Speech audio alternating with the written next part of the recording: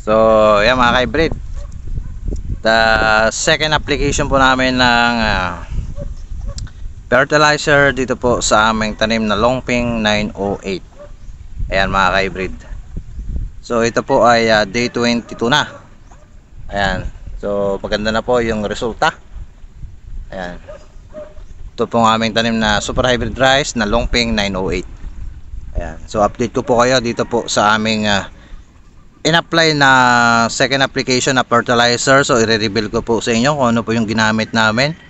Ayan. So ayan, masuwi na. Napakadami na po ng suwi nitong aming tanim na Longping. Ayan, nantabayan na po natin at i-reveal natin sa ating mga ka-hybrid yung aming nagamit na fertilizer dito. So ayan.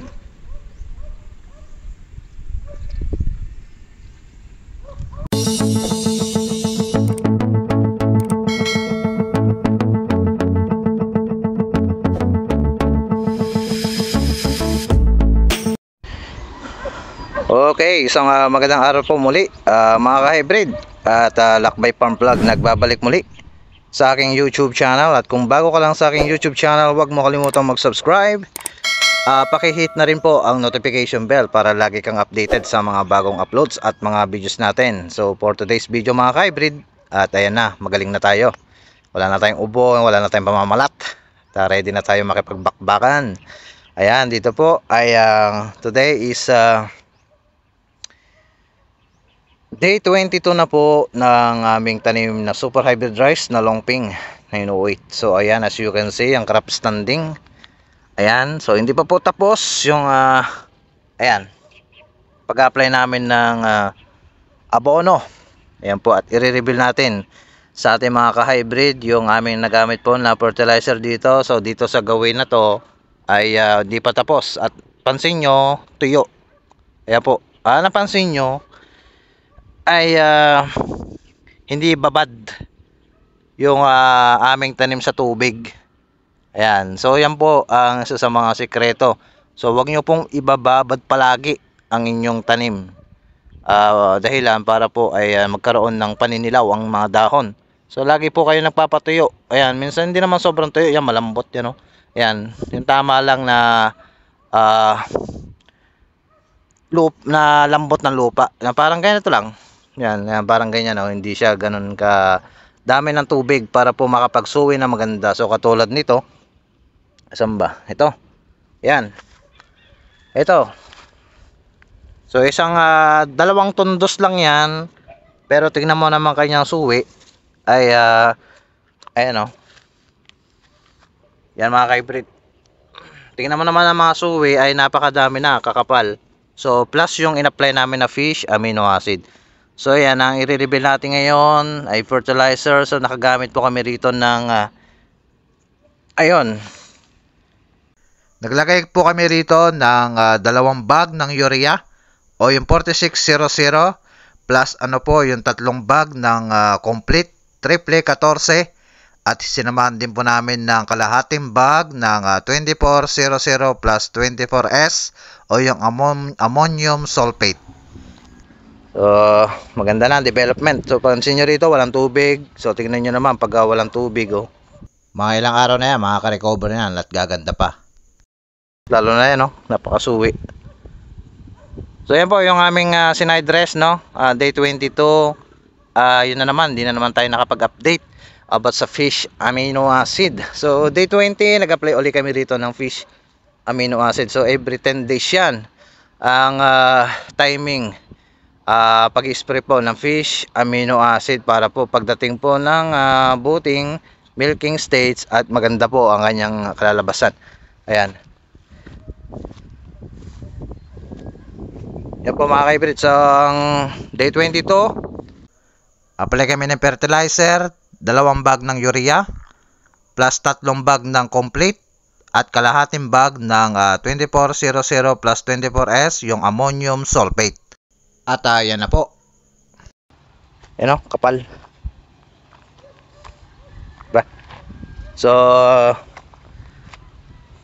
hiwalay-hiwalay, hindi masyado madidikit ang space. So kaya ito yung maganda sa mga Longping Sa ating mga hybrid rice na tinatanim natin, huwag po nating masyadong dikitan ang ating mga tanim dahil po mag-aagawan po sila ng sustansya. So, katulad nito, ito ay maganda po ang kanyang distance. Ito po ay 20 by 20 distance, natansyahan lamang mga hybrid. Oh.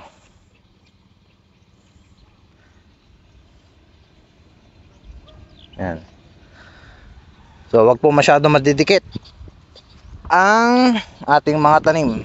Ayan siya.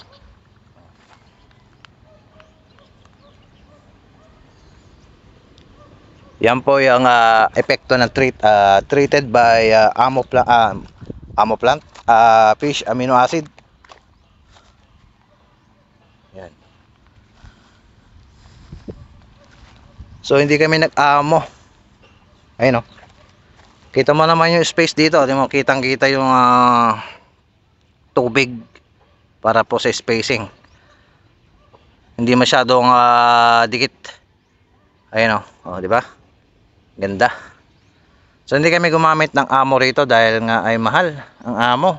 So ang ginamit namin na fish amino acid na lang para po mas matipid yung aming DIY. Yan. So wala pa kaming naispiran dito na kundi ay yung fish amino acid pa lamang, plus yung in-apply namin na abono, 2 urea at 1 complete. Ayan. O, diba? Ganda na. So hindi pa rin kami nagbabase sa anumang sa ganyang itsura. So titingnan pa rin namin yan sa pag-apply namin ng last aming application dun sa pag-apply ng potassium. Ayan. So hindi natin maiwasan, no, yun, may paninilaw. Yan. So hindi naman lahat, may mga paninilaw pa rin na ako nakikita. So hindi naman lahat ay walang paninilaw. So meron pa rin ako nakitang paninilaw. Yan. So, dito ayan, maganda na. So hindi pa po tapos ang application ng abono. Ayan. So ito yung aming tanim na sibuyas. Ayan. So maganda na rin. Ayan, tabi lang. Ito yung tinaniman namin ng Love 777 ng Leeds Agri. So tingnan nyo naman ang aming sibuyas. Napakaganda rin. Yan.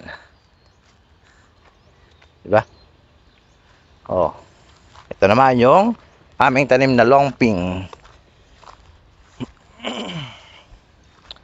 So yan po mga ka-hybrid, ang update ko rito sa aming tanim na longping.